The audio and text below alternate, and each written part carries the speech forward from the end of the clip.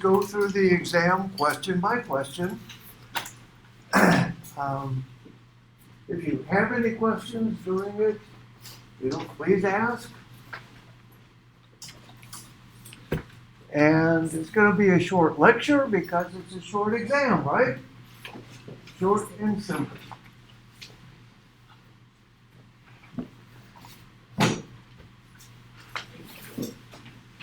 Before we get going, remember next Monday, so a day just like this, we have the actual exam. Every exam will come with a periodic table attached. You may detach that, keep it, throw it away, whatever you want.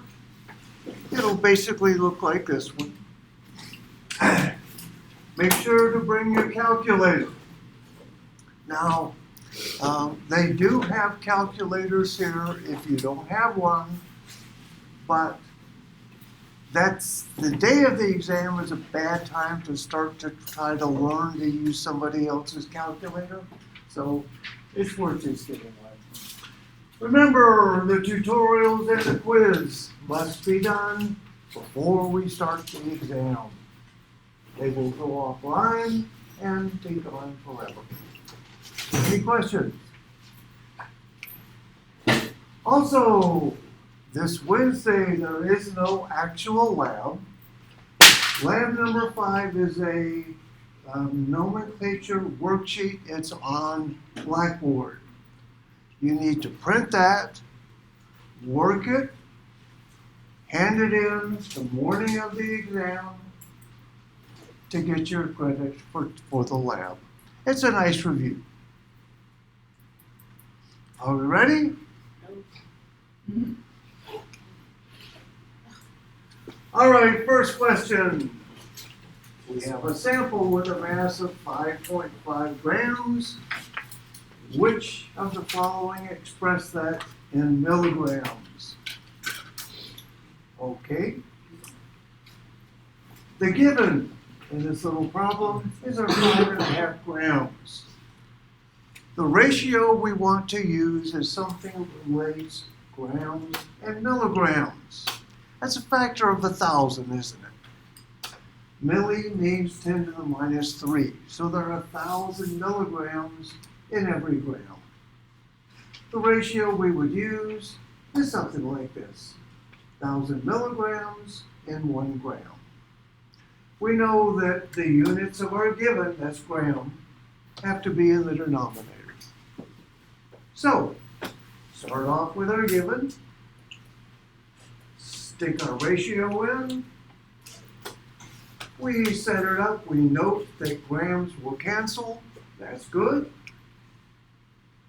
Then we simply multiply it out, 5.5 times 1,000, by George, 5.5 times 1,000.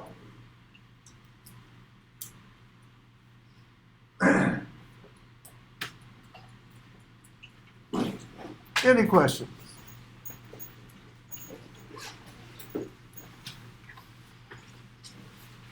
These come straight from a tutorial. When I sit down to write every exam, I have tutorial pages open, I click new problem, and get a problem. Don't always take the first one that comes up, but it's a nice way to make sure it changes every cycle. Here we have grams to milligrams, same problem. Multiply this guy by 1,000, 482.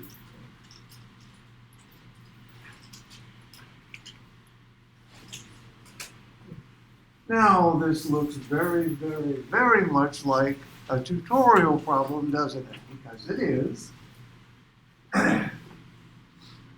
We have magnesium and we have lead. We are looking to fill in the protons, the mass number here, charge, and the number of electrons and neutrons. Okay? Let's start by looking at our periodic table. Magnesium. Well, magnesium is in group 2. It's in the 3rd period, and there it is. has an atomic number of 12. Now we remember that the atomic number 12 is also the number of protons in the nucleus. So that's our first one. Charge. We note that we have 10 electrons in this magnesium atom. We have 12 protons. Electrons are negative, protons are positive. We have 2 extra positive charges, right? Charge is simply plus 2. Number of neutrons. We know that the mass number is neutrons plus protons. We know we have a mass number of 24, that's given, and that 12 of them are protons. 24 minus 12, we have 12 neutrons as well. Let's do lead. Lead is going to be down here somewhere. There it is. Atomic number of lead is 82. That means it has 82 protons in its nucleus. Now once again, the mass number is simply going to be protons plus neutrons. We add the 2 up, and we get 207-ish.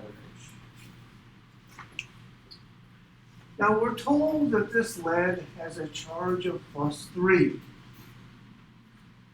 We know it has 82 protons, that's 82 positives. It must have 3 more protons than it does electrons.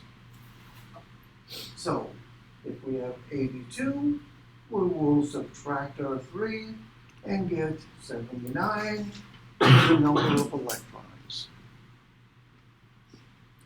I have questions, maybe you don't, but you know, for the charge, the magnesium, plus 2, if I didn't put the plus 2, it's still correct. I just Don't put put the just plus 2. sign. Right, I didn't put the plus. Nope, that's fine. Okay. That's fine.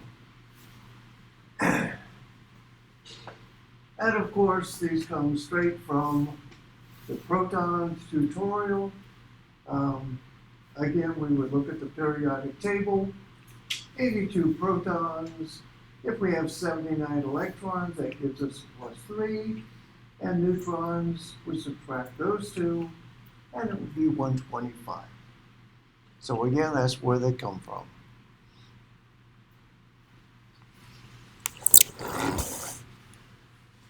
All right.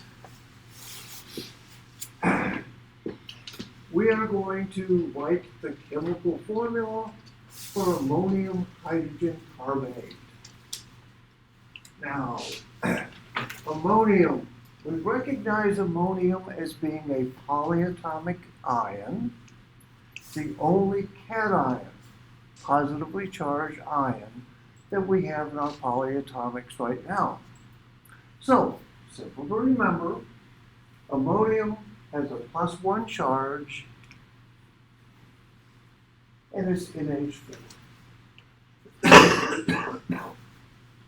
Excuse me. Carbonate. Carbonate is the parent of the carbon family. Carbonate will have a minus 2 charge, and the formula is CO3. Carbonate kind of looks like this. We have our 2 negative oxygens, and when we have polyatomics with multiple negative oxygens, quite often we can place a hydrogen on one of the negative oxygens. If we do this, we now have hydrogen carbonate. Our charge is dropped from minus 2 down to minus 1. Because this goes on as a proton, that's a positive charge, it neutralizes 1. We show this in our name by simply sticking a hydrogen in between ammonium and carbonate, and that's it. The ammonium is plus 1, carbonate would be -2. The hydrogen we put in is +1, so it's neutral.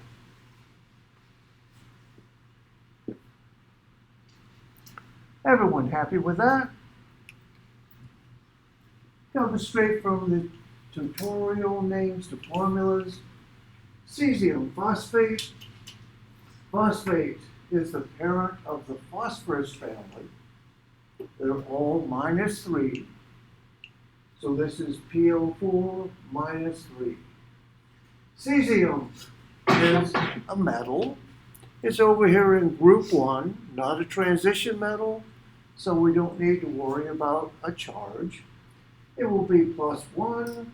We will need 3 cesiums for every phosphate, and that would work.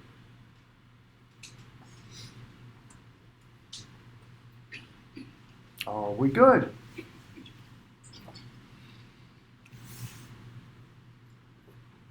We're looking for the atomic symbol. The element is anionic with a charge of -2. We are told that it has 18 electrons and 16 neutrons. Step 1, you have to figure out what the element is. And you can do that by looking at a periodic table. If it has 18 electrons and the charge is -2, that means it has 2 more electrons than it does protons. Therefore, the atomic number must be 16. And that makes it sulfur, our friend sulfur. Okay, so we start off in our atomic symbol. We're going to put the symbol in first. The number of protons goes in front as a subscript. So we have 16 protons. We're told here that we have 16 neutrons as well. The mass number goes up here as a superscript. It will be 16 plus 16, proton plus neutrons, or 32. And finally, since this is a charged atom, you have to show the charge. And it goes right here, superscript afterwards, and this is -2.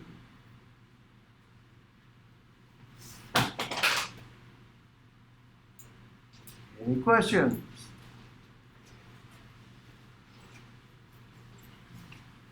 All right. Complete the following table, the density problem. We have a spot in our table for mass, volume, and density. We are missing mass, but we know the volume and we know the density. We recall the density is mass divided by volume. Now remember, you get your 3x5 card, you can write little formulas, you can write polyatomic ions on it, you can put anything you want on there, okay? One card, 3x5. Density, mass divided by volume. We're looking for mass here, so mass is going to be density multiplied by volume. All we have to do is substitute. Our density is 142, our volume is 6.93. Multiply them out, and it's 9.84. We're working with 3 significant figures all along, so everything looks good. Of course, this comes straight from the tutorial, and literally, I just sit and I click and then copy down what shows up. You will have, I can promise you, you will have one like this on your exam. So make sure you understand the formulas. Again, here we're looking for density, that's mass divided by volume. Do the division, 1.17.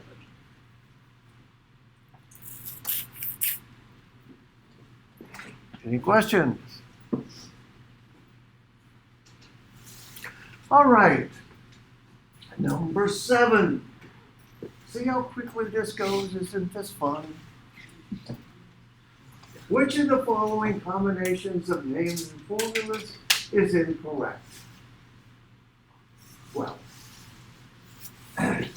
we just did phosphate, didn't we? We said phosphate, the parent of the phosphorus family, was PO4 with a -3 charge. If we take one oxygen off, we would get phosphite, but they would both have the -3 charge. So this one looks good, doesn't it? Yep, looks good to me. Let's skip B. Aluminum cation, Al3 positives. Find aluminum in your periodic table. It's right there in group 3. Remember, we don't count these in the middle. It's 1, 2, 3. So group 3. That means it's going to be a +3 metal.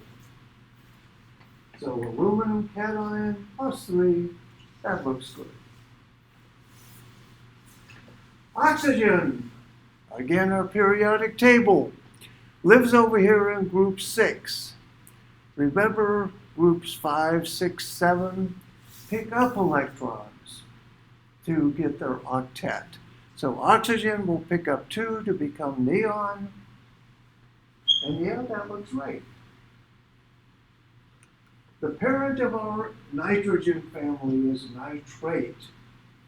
They all have one negative charge. This is NO3, one negative charge. That looks good to me. Take one away, we would have nitrite. Again, they all have the same charge. So that brings us back to B. Persulfate. Sulfate we know is SO4. Because it's SO4 and it's the parent, if we had a persulfate, that means we would add one more charge, or one more oxygen. The SO5 is right. But sulfate is -2, this says -4, that's wrong. We good?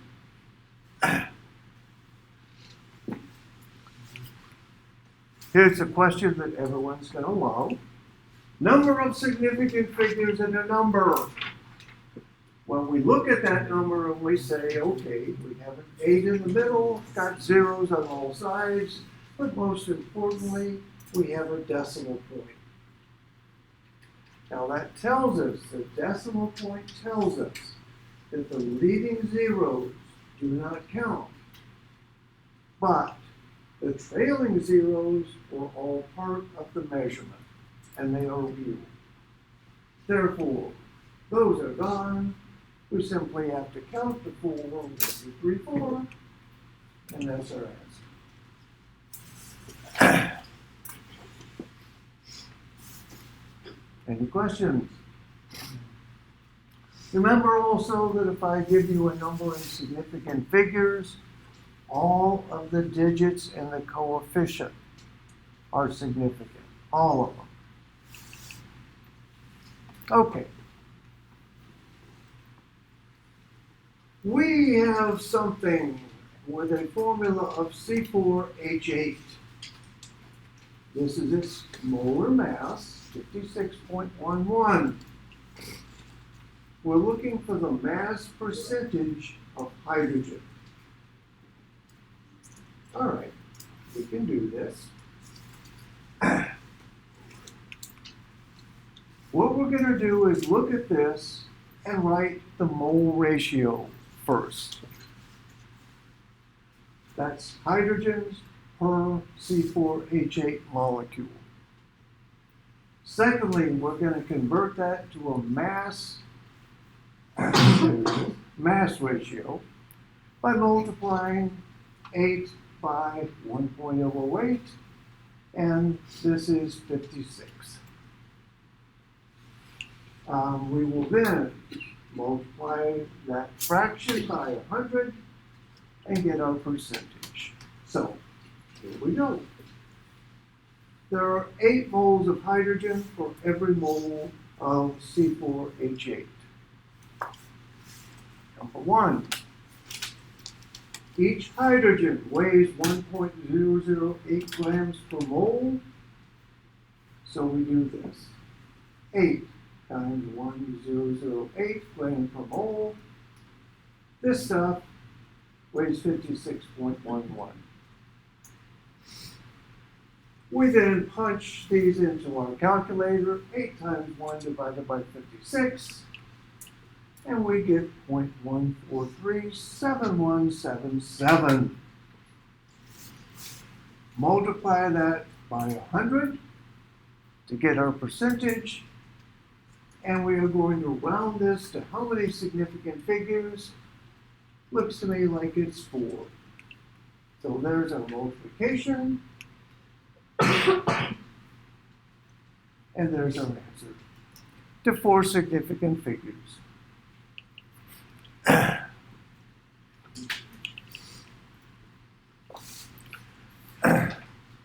Calculating percent composite, calculating mass percentage is really quite simple. There's a nice tutorial on it. If we had palladium dibromide, and we will ask for the mass percentage, PD 106 is 1, so it'll be 106 divided by 266. That's about 40-ish. We have 2 bromines, so 2 times 80, 160 divided by 266, about 60%. Any questions? Yeah, that one slide before didn't have the one that you just did. It was 1437. Yeah. That's not one. Yeah. Really? You had 14.4, Oh. but it's rounded to 3 figures, so it's wrong. Well, I'm sorry about that. I'll try to fix that next time. But you know the answer, right? I'll make sure that doesn't happen on the exam. All right, scientific notation. Here we have 0.00000013. We want scientific notation. First thing I want to point out here is this number has a decimal point. So all of these leading zeros do not count as significant figures. Just remember that. Here's our number. We want to move the real decimal here between the 1 and the 3. And we do that this way. And that took us 7 steps. So this is 7 places. We're going to the right. So our exponent portion is 10 to the minus 7. We just said that 1.3 is going to be our coefficient. That's 2 significant figures. The leading zeros here don't count. Trailing zeros would. This is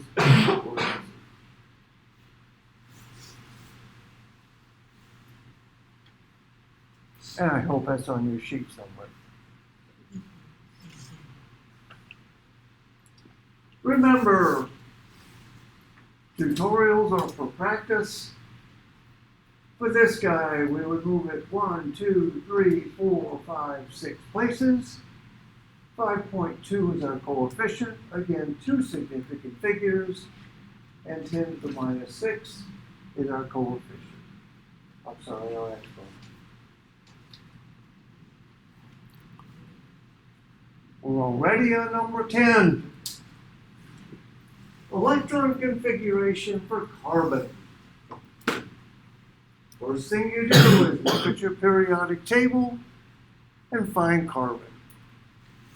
Carbon is here. It's in the 4th group in the second period. Now what that means immediately is that as far as electron configuration is concerned, the first period is full. It can hold 2 electrons, so that's a 1s2.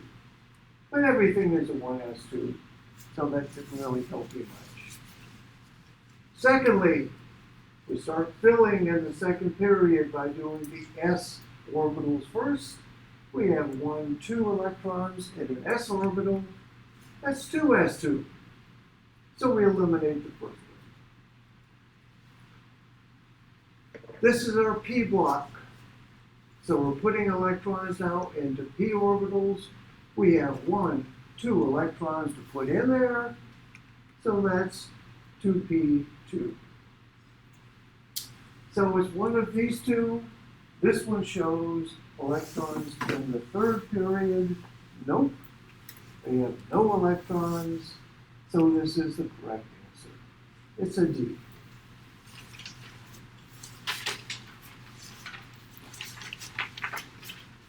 Remember, tutorial for this,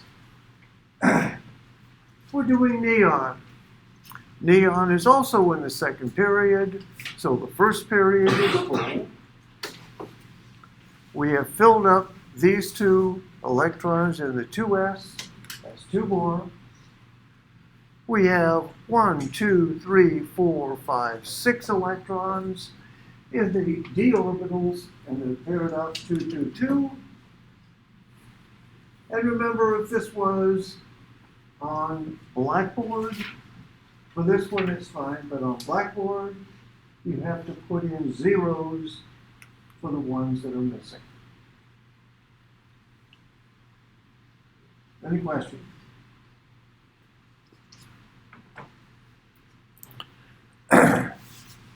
All right, this is why you need your calculator. We have a sample of gas with about 1.88 times 10 to the minus 9 moles of gas. So not much. 1.8 nanomoles, right? How many particles is that? Well, we can do that because we know that 1 mole would be 6 times 10 to the 23rd particles. So here's our ratio, particles per mole. This is going to be our given, so we want mole in our denominator. We put the problem together like this. Here's our given, particles per mole with mole in the denominator. Moles will cancel. We simply multiply 1.88 times 10 to the minus 9 by 6 times 10 to the 23rd, and we get 1.13 times 10 to the 15.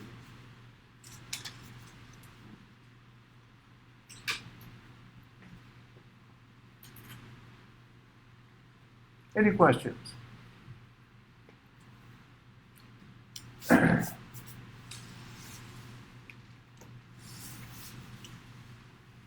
Physical changes. How simple.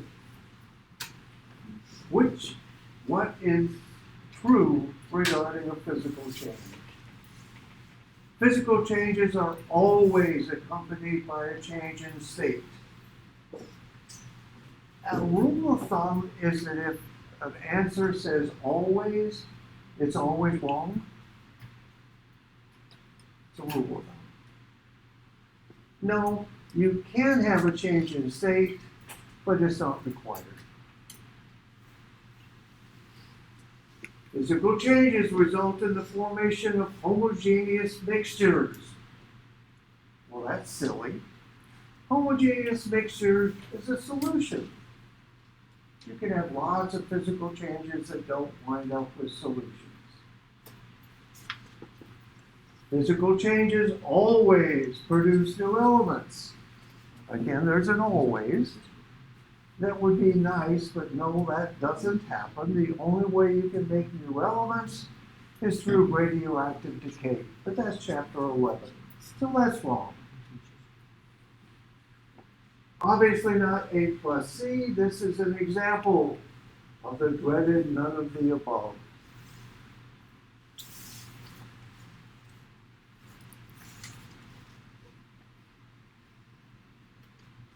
Any questions?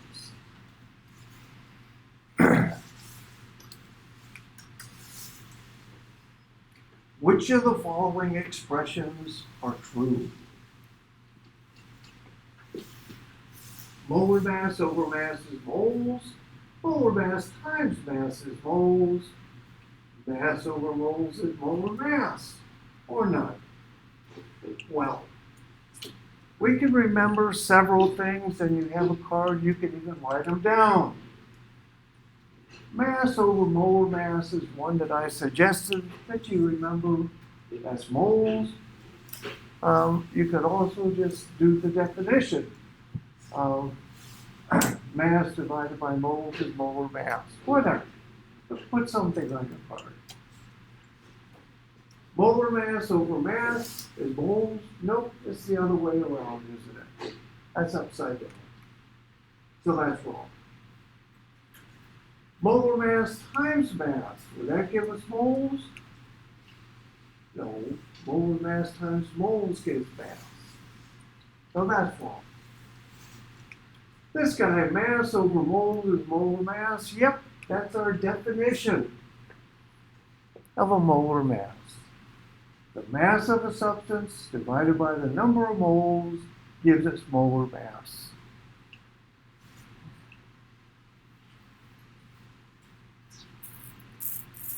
Any questions?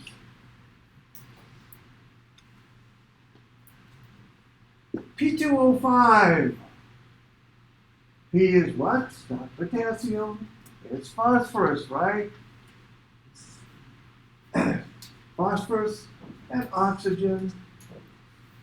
Oh, right here, there's phosphorus, there's oxygen. They're both nonmetals. That's important because that makes this a molecular compound.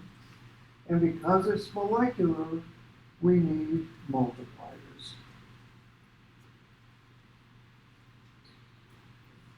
The first element is our first name.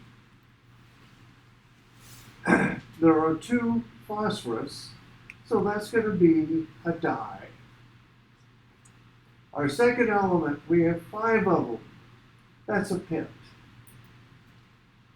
So we simply construct the name as di, phosphorus, pent, oxide. And there it is.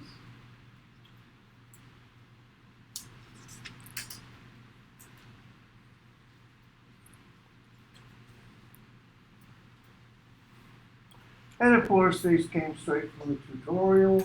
Just happened to have the exact one. Diphosphorus, pent, oxide.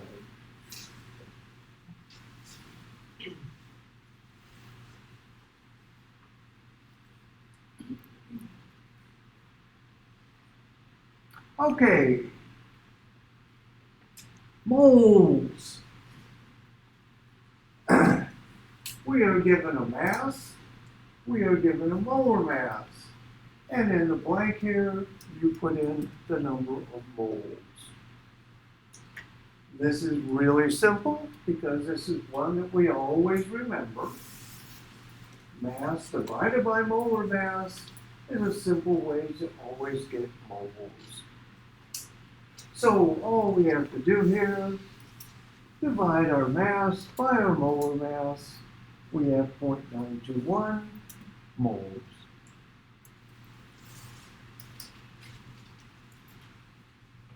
And for practice, here's our tutorial. Here we're missing moles. We have molar mass and mass. Simply divide them. 0.0425.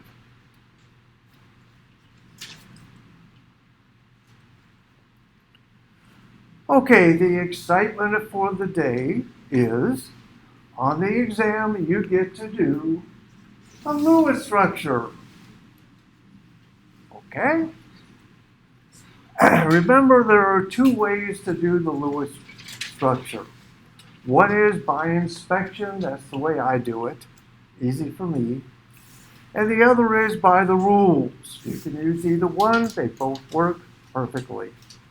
So, first thing we do is find carbon and oxygen. Carbon is here in group 4, so we have 4 valence electrons. Oxygen group 6, each one has 6 valence electrons. So I would start off by putting the carbon in the middle. It's first, so it'll be in the middle, and 2 oxygens around it. Carbon has 4, each oxygen has 6. Now, we want to give everybody an octet. Carbon here has 6, that's not enough. We're going to move electrons in like this. Put them right here between the oxygen and the carbon. Now, this oxygen has 8. This carbon has 2, 4, 6, 7. So we need to move this and this in the same way. And now we have 8 on everybody. Each oxygen has 8, 2, 4, 6, 8. And the carbon in the middle has 2, 4, 6, 8 as well. Now that was by inspection.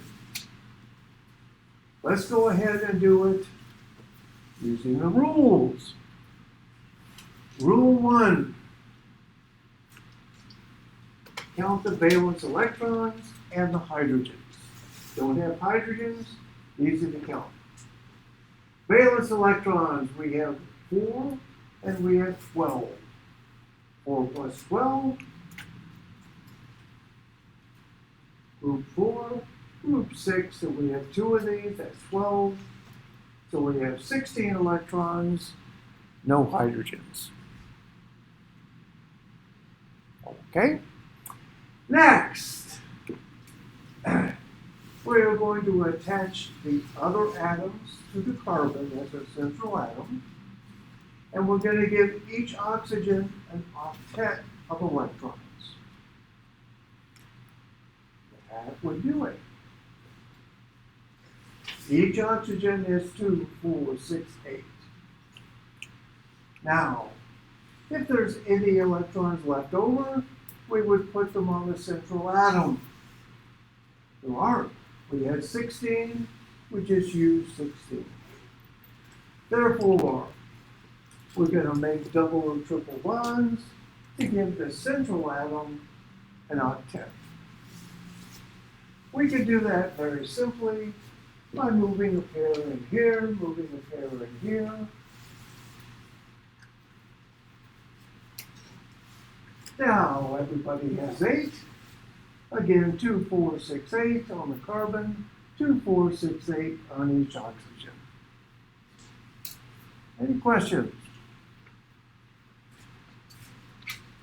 I can never remember the rules, that's why I do it the other way. But you can do it any way that works for you. Got it? Got it. Number 18. K2O. What's the proper chemical name? Well, K is here in group 1. It's potassium. It's a metal, but it's not a transition metal. This is going to be an ionic compound. Because it's ionic, we will not use multipliers. So we simply construct the name from the names of the elements. Our first word is going to be potassium. Again, it's not a transition metal, so we don't need the oxidation number. So forget this one. Potassium. The root for oxygen is ox, and we put an IDE on it. Makes it simply potassium oxide. And that's it. I have a question. So Yeah. so the transition metals are the only ones that need the Roman, like Right. the Roman numerals. Right, they're the ones in the middle, these guys, and they need a Roman numeral to show the charge. Because these can have various charges. Iron can be 1, 2, or 3, for example. And when you say multipliers, those are the charges that you're saying. These are like dipotassium. Okay, so, okay.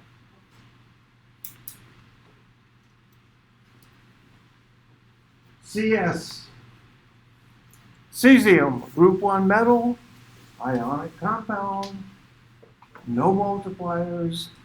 It's group 1, don't need to worry about Roman numerals. Cesium, this is selenium, selenide. Cesium, selenide.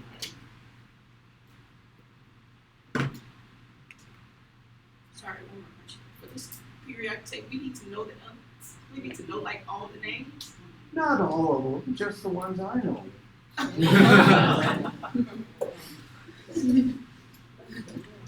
Which of the following will have a cation with a +3 charge? Well, again, you can look at your periodic table. Calcium. Calcium is here in group 2. Because it's group 2, it'll be a +2 ion. Magnesium. Magnesium is also group 2. +2 ion. We've already done ammonium. We know that ammonium is a polyatomic. It's a +1. Aluminum is here. Aluminum is a group 3 element. That means it'll be a +3 charge. This is the correct answer. How about the last guy? Phosphorus trichloride. Phosphorus, chlorine. They're both nonmetals. It's not even ionic, is it?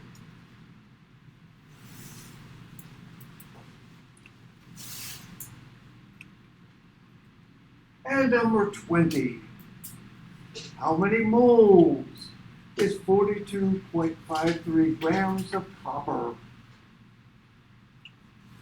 It weighs 63.5 grams per mole. So, how do we do this? We remember mass divided by molar mass is moles. We have a mass, we have a molar mass. Simply divide them like this, and we get 0.67 moles. We have 3 significant figures, not 4, so this is correct. Now, your sample exam had an extra credit. Your real exam also has an extra credit. The extra credit typically is a calculation of some sort, okay? And the rule for the extra credit is different than everything else on the exam. You must show your work. So show the calculations you do for the extra credit. How many grams is 0.75 moles of cadmium? Well, shoot. Where's cadmium?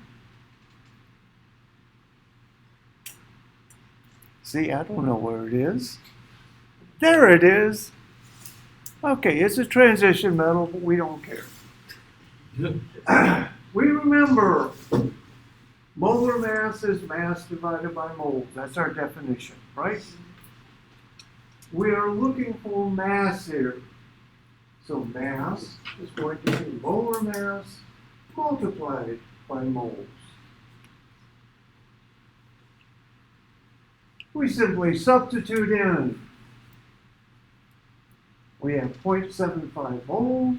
Our molar mass is 112. And then we do the calculation. Comes up something like 83.3 grams.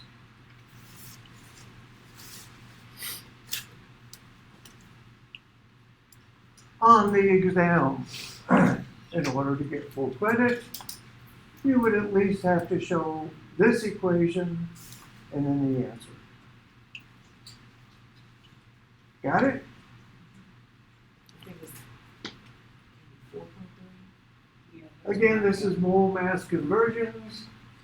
We have so many moles of tin, and here's this molar mass. Mass divided by molar mass is moles. 78.1. I have a question. For the extra credit, if we do the work right, we get the math wrong. Is that partial or is this wrong? I'm only asking. It would because the depend way- on how convincing you were in your work. No, I'm I asking mean, I look at it, because the extra credit that you just did, you got 83.3 and I got 84. oh, well, that's close enough. You know, I'm happy if you get close enough. I am. All right, remember, next Monday we do the exam. I will give you a periodic table, bring a calculator. Quiz 1 and tutorials must be done. On Wednesday, there is no class because you're doing the hand-in lab number 5. Print this from Blackboard, do it, hand it in before we take the exam. Here's our tutorial list. Many of you have done almost all of these, and that's good. That's a lot. These are all extra credit points, up to 5 points each. You're all in Blackboard, right? Yep, all on Blackboard. Okay, guys, told you short lecture, I didn't lie, did I? And I fussed like mad the whole time. On the exam, you can just whiz through it. I'm just asking, what are we supposed to be handing in? Are we supposed to be handing in this? Did you fill this out? No, I did, but I corrected my, oh, that was my notes. Okay, wait, let me take a picture of it. Okay. If you forgot to hand in your thing, please do it. I was under the impression that we were going to fill that out in class, so I didn't know I was supposed to do it before class. Can I turn it in through email by tonight, and not the extra credit part, but just the practice test part, so I know which part I know? I'm focused on math a lot. I have a question. I did my notes on my iPad. Can I just send the file, or should I print it out? You really can't get to Oh, for the 35 times? No, for like this. Oh, for this thing? Yeah, I wrote it on my iPad. Oh, you're so cool. If Send me a anything, picture. okay. Thank you. Sorry. like random. Quick question, for number 9.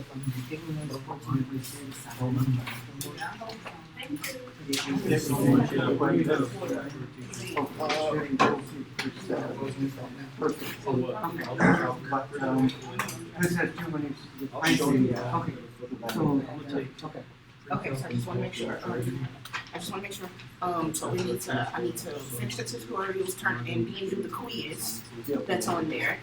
I turned in that paper, is there another paper that we need to turn in? The lab, the lab, On the day of the- on the day of the exam, okay. And the quiz is on, not open yet. The quiz, The quiz is open. Oh, is it open? Oh, okay. We can do it online from now. Yep. What, how did they assign so much? That's what I'm saying, bro. I get so much math homework. I don't even have time to. You need to like, communicate that. Sorry. Huh? Once they're nailed together, that's. oh, that's what I wanted. Okay. Sorry, the polyatomic Hi. ions, you would not have to give us a list of that, would you? You can put them on your card if you There's want. a lot Alright. going on. Space though. Is there gonna be a lot of on tests, because they're hard to remember? If you're pushing it a lot more. Yeah. Just a simple one. Very hard to How many remember. questions are there? It's the professor. Okay, yeah, you need to. This Go. one, alright, be like, hey. Professor, is the exam online or is the exam online or the exam? Both. This is not calculus, this is not. a- Both of them are gonna be online. No, if you go, go calculus. Yeah. Yes, You're supposed to be learning Just like this. yes. Right? Yeah, this is. When is online? No, you need to go communicate, Okay. you have the class today, but like. Do it online. Yeah, and then the exam come here on paper. Gotcha. All right, I'm catch up on anything. Just so she knows that.